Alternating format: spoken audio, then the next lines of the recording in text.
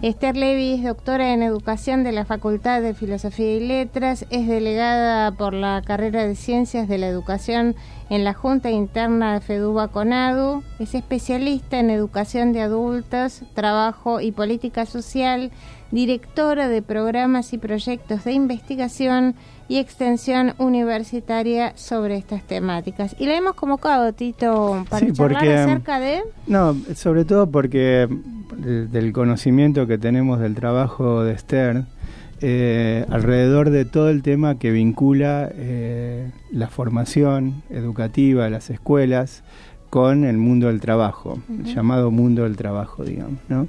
Una denominación global que a veces oculta las diferencias y la verdad que como tenemos acá una especialista argentina que trabaja bastante sobre este tema desde hace muchos años, un poco queríamos conversar con Esther primero sobre ese tema, que es un tema bastante significativo en términos de lo que es la formación de las escuelas secundarias, de las escuelas primarias, y esta cuestión sobre cómo se vincula la educación y el trabajo. Y en segundo lugar, que hay algo que se puso hoy, en este momento se puso en discusión y tomó visibilidad pública, que es a partir del proyecto de reforma o de aplicación, como se dice ahora, de la nueva escuela secundaria en la ciudad de Buenos Aires, se estaba proyectando de alguna manera vincular el quinto año de las escuelas secundarias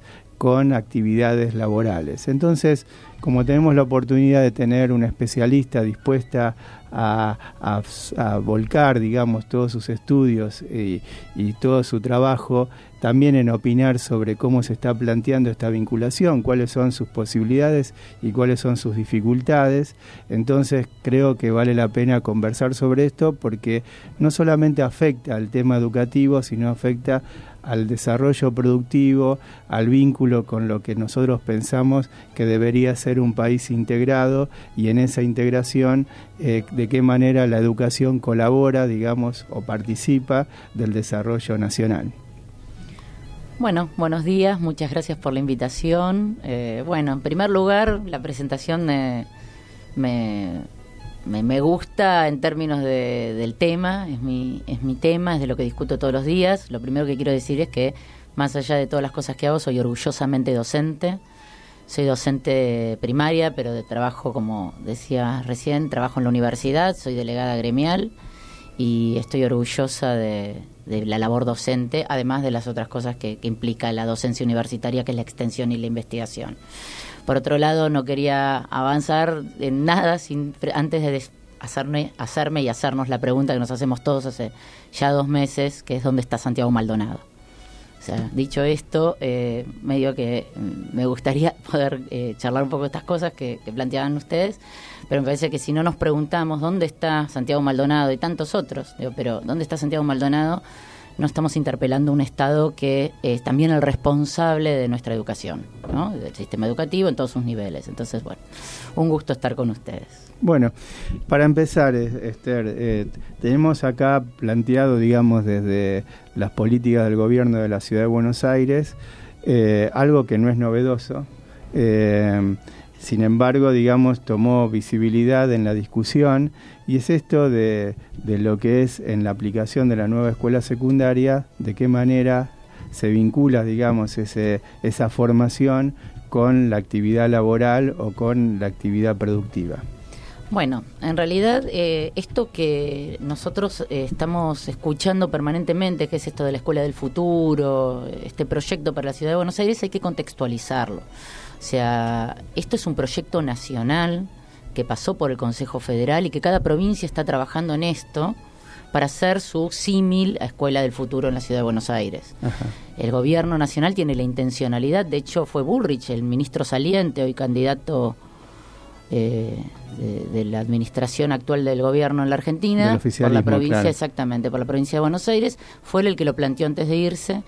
Y esto pasó por el Consejo Federal y cada provincia está trabajando en un proyecto para su jurisdicción. Claro que la Ciudad de Buenos Aires tiene mucha visibilidad y aparte la bandera política de la Ciudad de Buenos Aires es claramente coincidente con el gobierno nacional, con lo cual no hay mucho problema de ponerse de acuerdo con las autoridades de la ciudad. No así con los docentes. O sea, esto de la Escuela del Futuro ha sido inconsulto, no hay ningún mecanismo de consulta que se haya dado ni con los docentes ni con sus representaciones sindicales. Y eso es grave y marca una diferencia con la etapa anterior, donde la Ley de Educación Nacional, la Ley de Educación Técnico-Profesional, la de Financiamiento Educativo y otras leyes más han sido conversadas y discutidas, y no sin algunas cuantas resistencias. Lo que quiero decir es que hay que escuchar a los protagonistas y no solamente a los administradores que tienen algunas ideas sobre lo que es la escuela pública, que seguramente en muchos casos, si puedo decirlo con total tranquilidad, no la han pisado antes de asumir como funcionarios públicos. En este sentido, y en los temas que yo desarrollo o que yo investigo, la idea de pensar a la escuela del futuro en la ciudad de Buenos Aires, tal como está planteado, una de las cosas que trajo mucho ruido, no lo único, pero mucho ruido, es esto de reducir el quinto año a un 50, un 60% de horas haciendo pasantías y demás.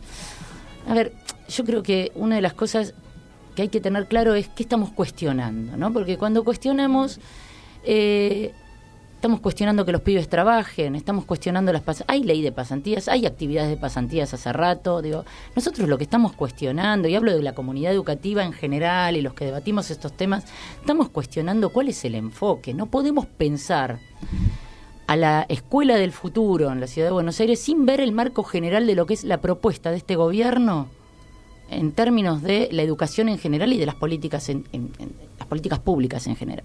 Quiero decir, este gobierno arranca y a principios de 2016 ya el INET tiene un proyecto de decreto que es el de transformar el INET, el Instituto Nacional de Educación Técnica, transformarlo en la Agencia Nacional de Formación de Talentos. Queda como fue Cini, que es el actual ministro de la provincia de Buenos Aires, quien era el director ejecutivo del INET, el que plantea esto. ¿Qué es esto?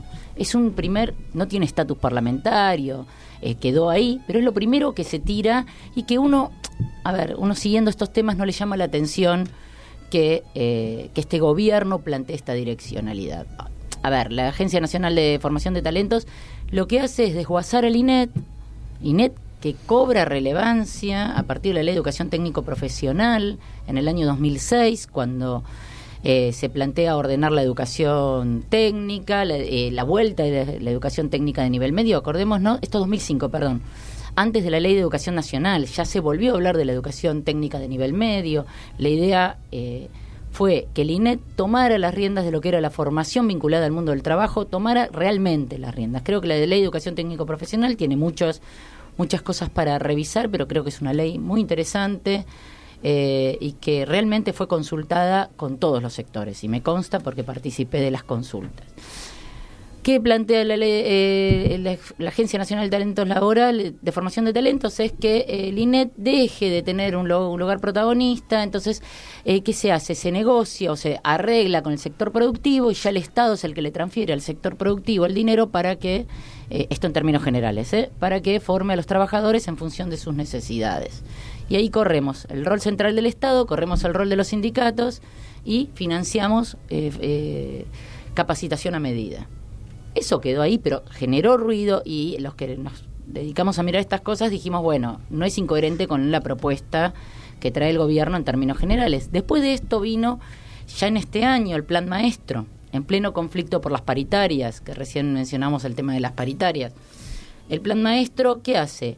Tiene un capítulo dedicado al vínculo de educación y trabajo, que también plantea responder, si quieren lo buscamos, pero tengo textualmente lo que dice, responder a las demandas del sector productivo.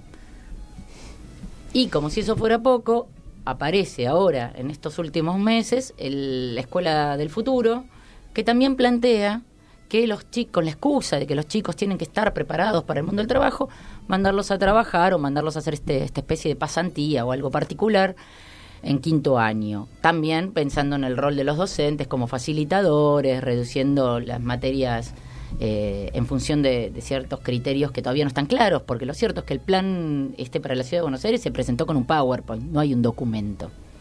Entonces, en este sentido me parece que hay que contextualizar cada una de estas medidas en términos más generales, que es ¿qué estamos pensando en este vínculo, ¿no? ¿Cuál es el rol del Estado? ¿Cuál es el rol del mercado? ¿Cuál es el rol de la escuela? Cuando digo escuela, hablo del sistema educativo en general, pero digo escuela y pienso en el Estado, ¿no? Yo estoy pensando desde ese lugar. ¿Quién es el garante del bien común, por decirlo en términos generales? El garante de las condiciones para el ejercicio efectivo de los derechos es el Estado, no el mercado. Yo no le puedo pedir al mercado que redistribuya posibilidad de ejercer derechos. Es el Estado el que lo tiene que hacer. Desde ese lugar es que venimos interpelando. Claro.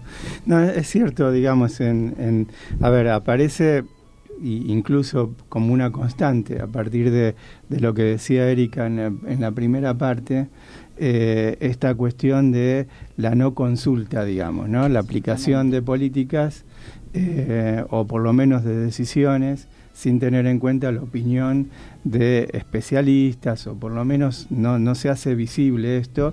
Y por el otro lado, tampoco hay consulta ni a los sectores organizados, los docentes, serían los gremios, y por el otro lado a los docentes mismos, ¿no?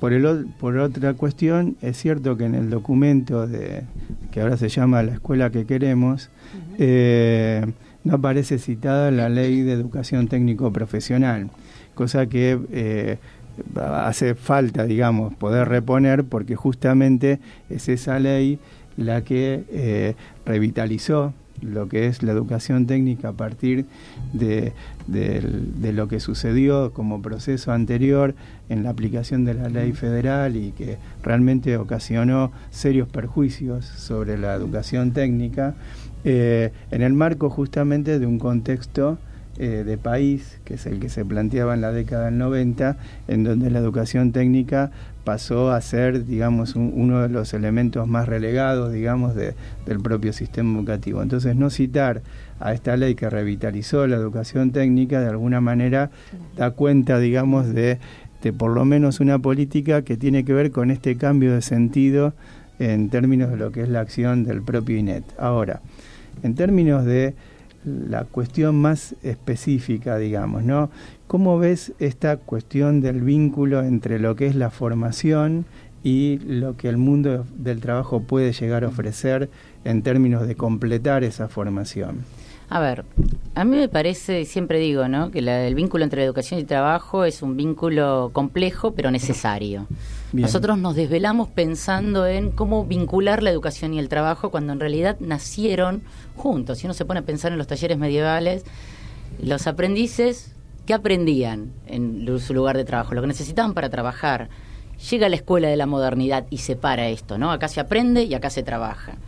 A partir de ese momento, miles y miles de debates que están buenísimos, pero seguimos pensando cómo articular, ¿no? Entonces, a mí lo que me parece que lo primero que hay que pensar es cuál es el proyecto que tenemos y cuáles son los objetivos del sector productivo, del mundo del trabajo, y los objetivos de la escuela, ¿no? Si uno se pone, y si uno escucha, de hecho, ha escuchado ministros, ha escuchado funcionarios decir que la escuela no sirve, no sirve, los maestros incluso no sirven, nadie sirve. Estamos hablando hasta de la prescindibilidad. En esta semana hubo un foro donde se han escuchado cosas terribles respecto de la importancia o no de que haya escuela, digo, en términos generales, ¿no? Estamos hablando de pedagogos, gente conocida. ¿Qué quiero decir? Este vínculo entre la educación y trabajo, lo que tiene en el corazón del conflicto es cuáles son los intereses de un sector y del otro. Los intereses del sector productivo respecto de la escuela, ¿en qué se interpela a la escuela? Diciendo, bueno, la verdad es que la escuela no está formando trabajadores. A mí no me sirve lo que está formando la escuela para el mundo del trabajo, para mi empresa. Entonces la escuela tiene que modificarse. ¿Cómo? No sabemos, le estamos pidiendo al Estado que lo haga. Yo, la verdad, no coincido, porque soy pedagoga. No creo que de ninguna manera la escuela tenga que formar a medida trabajadores, pero creo que el sector productivo hace una demanda que tiene que ver con su naturaleza. O sea, digo, porque hay que saber que estamos cuestionando. Yo no le puedo pedir a la empresa que piense en el ejercicio de los derechos sociales. La empresa, ¿qué piensa? En optimizar sus recursos. Entonces, sinceramente, ¿a quién le tengo que pedir? Al Estado, que es el que me tiene que garantizar que pueda ejercer mi derecho social a la educación y demás. Ahora bien, si para la empresa el sector o la educación tiene como único objetivo formar trabajadores, yo le pregunto a la educación cuáles son sus objetivos. ¿Y cuáles son los objetivos de la educación? Formar sujetos críticos, construcción de conocimientos, construcción de ciudadanía, etcétera, pero también formar para el trabajo. El sistema educativo no dice que no forma para el trabajo. Esto es lo que no se visibiliza, porque si no quedamos como necios, diciendo no, vamos a formar ciudadanos. ¿Qué es formar un ciudadano? ¿Qué es la educación? También tiene que ver con formar para el trabajo. Formar trabajadores, como le querramos poner. Ahora bien, es uno de sus objetivos, no es el único. Entonces no podemos pedirle al sistema educativo que forme en un solo objetivo, que es el del sector productivo, el sector privado, el mercado.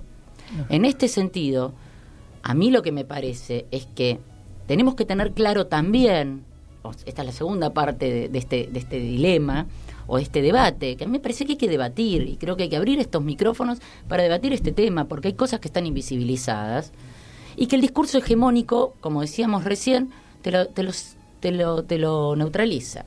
La segunda parte de esto es, ¿qué es para el sector productivo un trabajador o formar trabajadores y qué es para el sistema educativo? Para el sector productivo es un tipo que sabe hacer, que es en este modelo actual, digamos, ¿no?, que es un tipo disciplinado, flexible y demás. Eso lo pide el sector productivo. Yo le digo, bueno, formalo, invertí en ese tipo de perfiles, si querés. Ahora, yo al sistema educativo, ¿qué le digo? ¿Qué es formar trabajadores?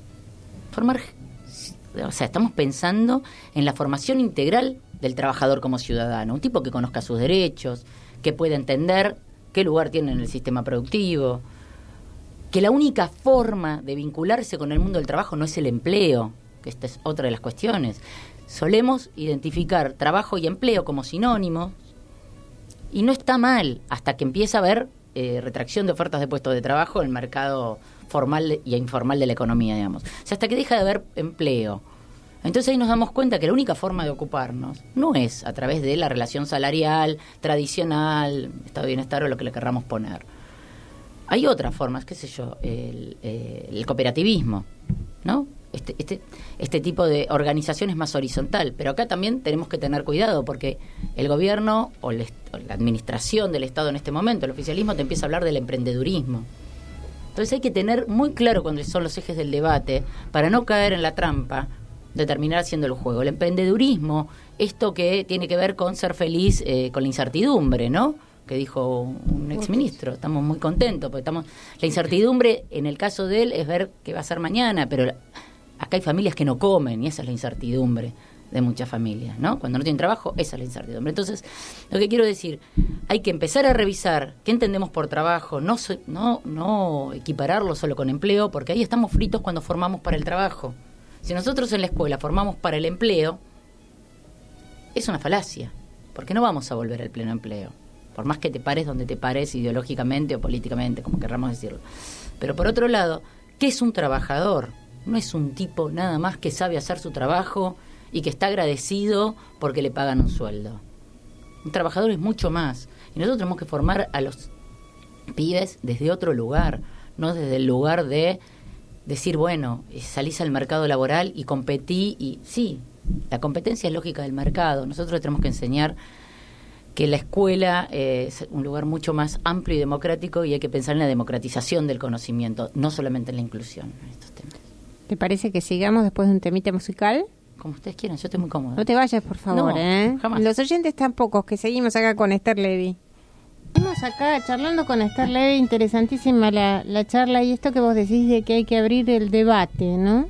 Y estaría bueno que podamos hacer acá alguna mesa con otros especialistas también para abrir más este tema, me parece, ¿no? Sí, sobre todo porque hay dentro de lo que es este mundo productivo o mundo del trabajo, hay diferentes actores y diferentes miradas. No es lo mismo, digamos, lo que puede llegar a pensar un empresario pyme, lo que puede llegar a un gerente de recursos humanos. Yo simplemente, a partir de esto que decía Esther, con respecto al tema de la demanda del sector productivo, nosotros tuvimos la experiencia de hacer una especie de agrupamiento, como se dice ahora, un focus group en Campana y en Olavarría. Y en Campana es un polo productivo importante, Olavarría era de microemprendedores a partir de lo que era el desmembramiento de Loma Negra en ese momento. Y la verdad que lo que aprendimos ahí desde el sector educativo, porque el tema era cómo articular las escuelas del distrito con estos emprendimientos y sobre todo con estas empresas, ver de qué manera se podían llegar, de qué manera podía llegar a aportar desde la mirada de ellos, del sector productivo, cómo pensaban la escuela. Una escuela que tenía más de 100 egresados por año. Y tanto uno como otro decían, primero que los puestos de trabajo que se ofrecían año a año no llegaban a ser 100, como los que producía la propia escuela en términos de egresados. Y en segundo lugar, a pesar de que en ese momento se estaba por instalar Toyota, Howard Johnson en la zona de Campana.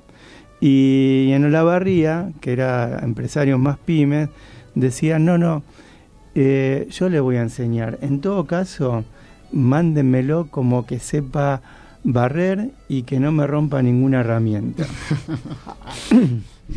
Y sí, a mí me parece que hay que abrir el debate sin miedo. Y es legítimo, no lo estoy diciendo desde el absurdo.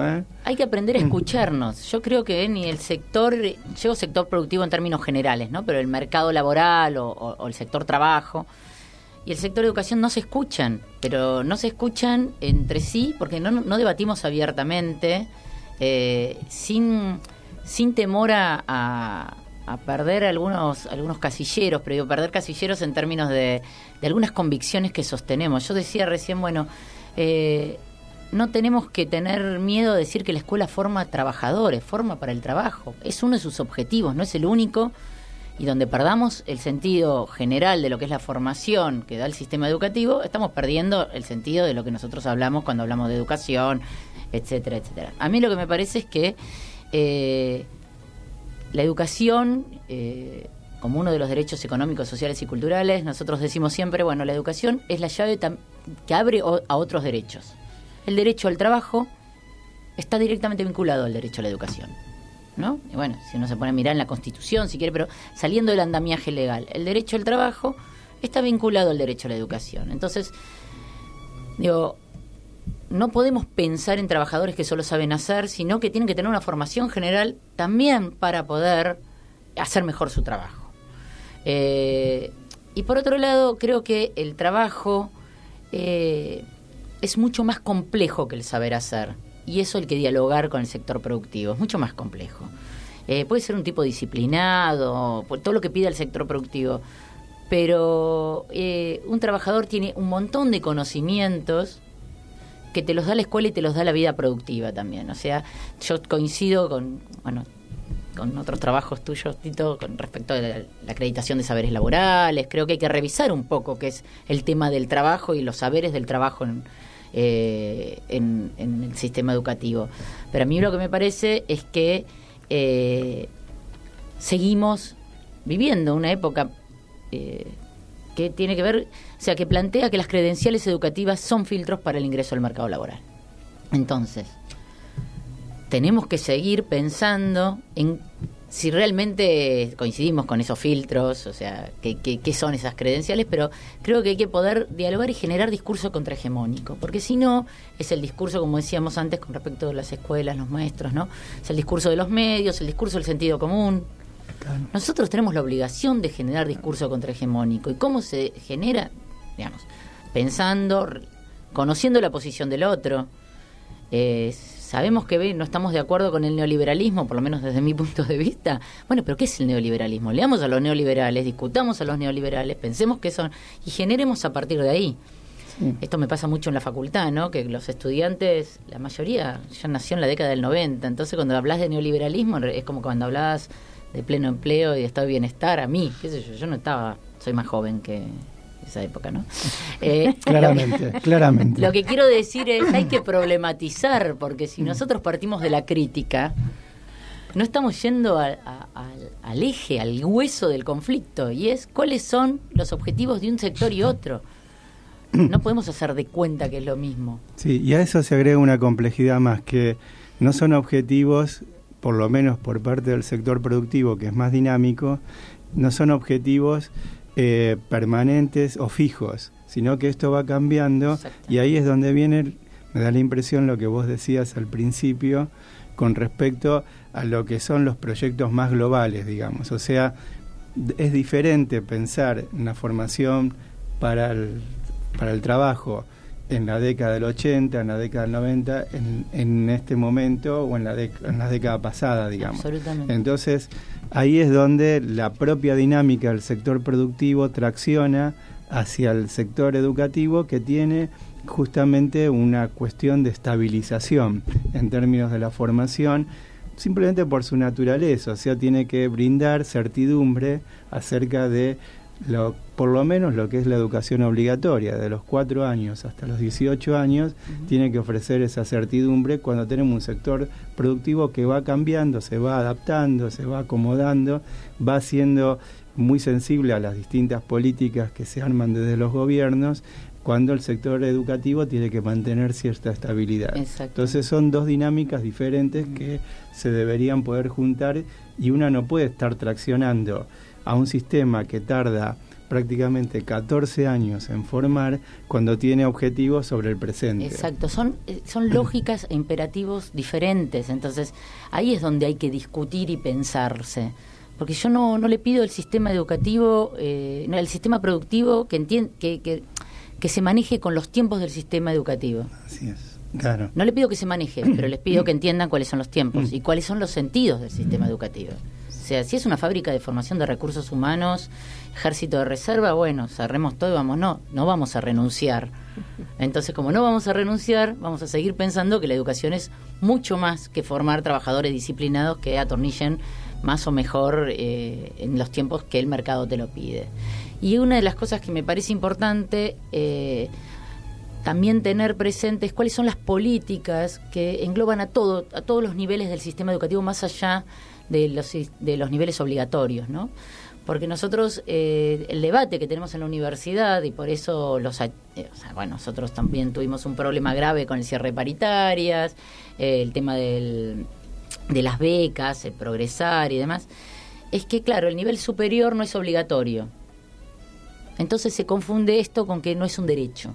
No, a ver, la educación es un derecho que no prescribe con la edad. Entonces el nivel universitario también es un derecho, y el Estado tiene la obligación de generar las condiciones para que todos podamos ir. Querramos, o sea, algunos quieren, otros no, pero muchos quieren y no pueden ir.